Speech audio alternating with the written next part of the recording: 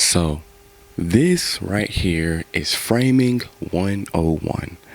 Framing with your camera at an all time high needs to be A1. The reason why I say that is because you want to make sure that you're aesthetically pleasing the human eye.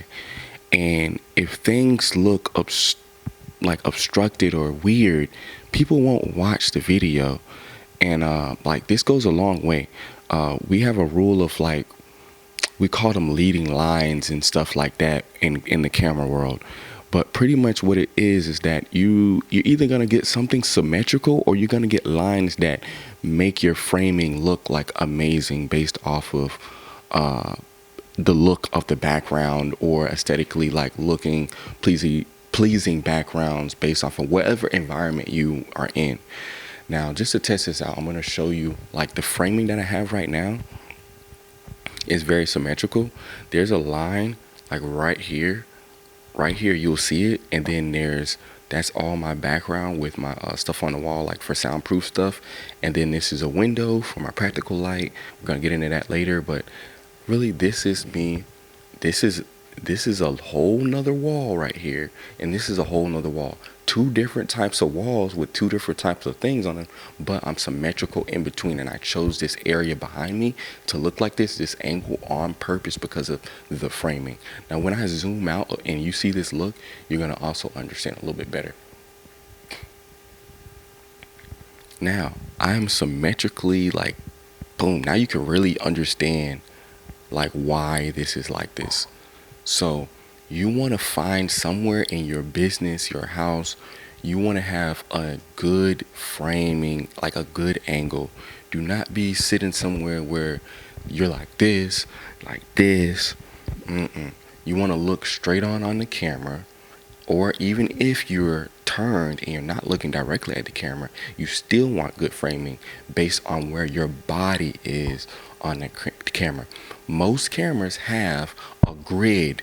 If you have a Nikon, Canon, Lumix, Sony, I don't care what it is, look up your camera and turn on the grid. Look it up on Google or go into ChatGPT and figure out how. All you got to do is ask ChatGPT, I got a Canon R06, how can I turn on the grid for this Canon R06? That's how you will figure out like your good framing. I always have my grids on no matter what, because I know when I'm aligned in my grid that I'm like perfectly aligned, and my framing is going to be A1. This goes a long way. This goes into filmmaking. This goes into how we see natural stuff in our eyes.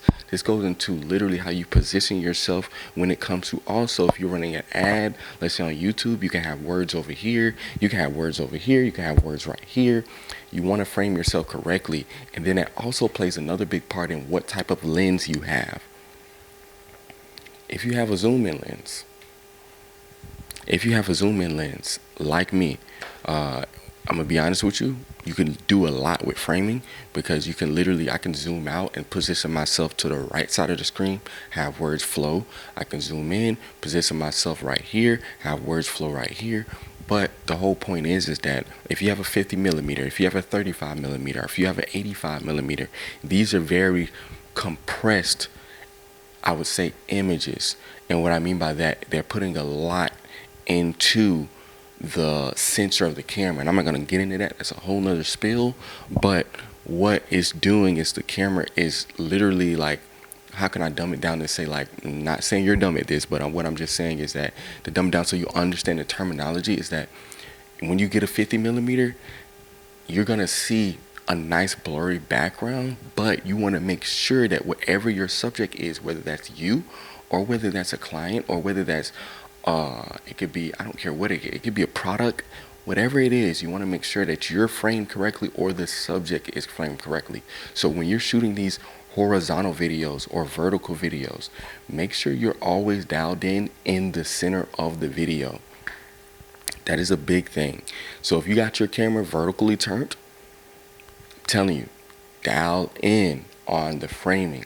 Make sure you're framed correctly in the center of the video, whether you're looking off from the camera and you're not looking straight on, or whether you're looking straight on to the camera. Make sure your framing is A1 to the point. And I'm gonna be honest with you, I'm gonna throw in something right now. The best stand to get is a tripod, but don't just get the little Walmart cheap tripod. This deals with framing too.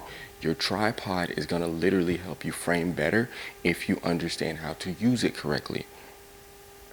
Tripod, right now I'm using a ProMaster. It's a Scout SC430, ProMaster Scout SC430. I've been using this tripod for the last 4 years. It's been through hell and back. I done took it to the mountains. I done took it to the heart of Miami. I done took it to Texas. I done took it to Cali. This stand does what it's supposed to do.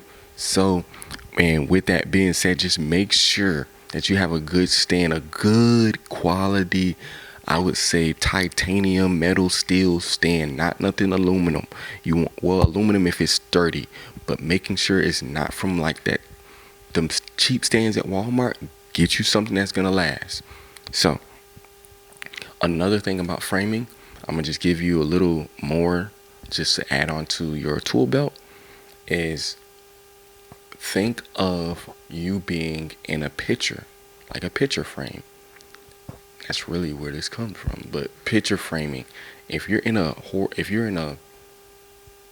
I would say a horizontal picture that's like a, we call it a 1080p by, I'm not even gonna go into all of the specs, but just like this, how you see me framed. Just think if this was a picture.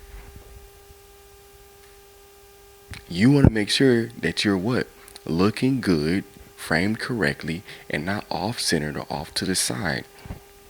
Making sure that when you frame yourself correctly, that at the end of the day, when I rewatch this, my body is symmetrically in center of the camera.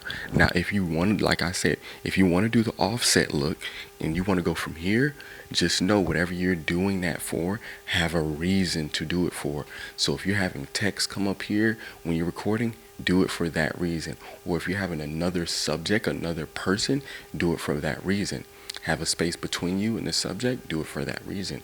Or if you want to take it to this side and you pretty much have a subject on the right side, pretty much make sure your framing is what? Correct. All that plays a part for the eyes to notice these key little things. Everything I do is for a reason, because that is how people notice your content and you stay apart in your industry. And then when you get good at it, let me be honest, you could literally, after this, I just want y'all to set a camera up, do everything that I say, and just send me the footage, because I'll edit it with my team. But yeah, so that's framing 101. Hey, at the end of the day, I hope you got it. So, now, the next slide. I'm always saying slide. I'm always saying slide. It's not even a slide. The next video is going to be about, I hope y'all ready for this. Creating an interesting background for engaging videography. Let's tap into it. See you on the next one.